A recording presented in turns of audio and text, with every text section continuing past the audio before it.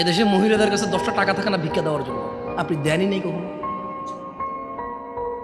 আপনি দেনই নেই কখনো। দেশের বহু মহিলার কাছে ভিক্ষা দেওয়ার জন্য 5টা টাকা থাকে না। একটা ফকির আসবে 2 টাকা ভিক্ষা দিব, টাকা নাই তোর কাছে, আপনি দেন না তাকে।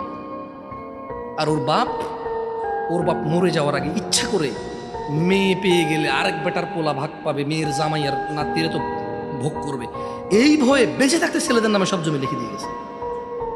জালেম ওই মেয়েটাকে ফকির মিসকিন করে দিল। আর এর ভাই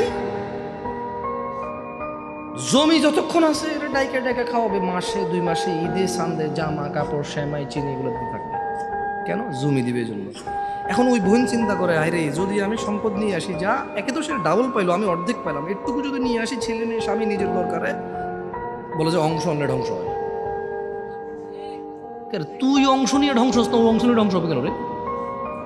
তোর বাপের অংশ তুই খাবি, তুই ধ্বংস হবি না। তোর বাপের অংশ তোর বোনে খাবে, সে তার বাপের অংশ খাবে, সেখানে ধ্বংস হবে।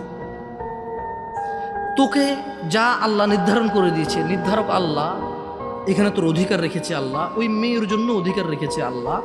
তুই খেলে ধ্বংস হবি না, ও খেলে ধ্বংস হবে কেন রে? এদেশের বাপ ভাই সবাই প্রায় জুলুম করে মেয়ের প্রতি, স্ত্রীর প্রতি, ইভেন মায়ের প্রতি।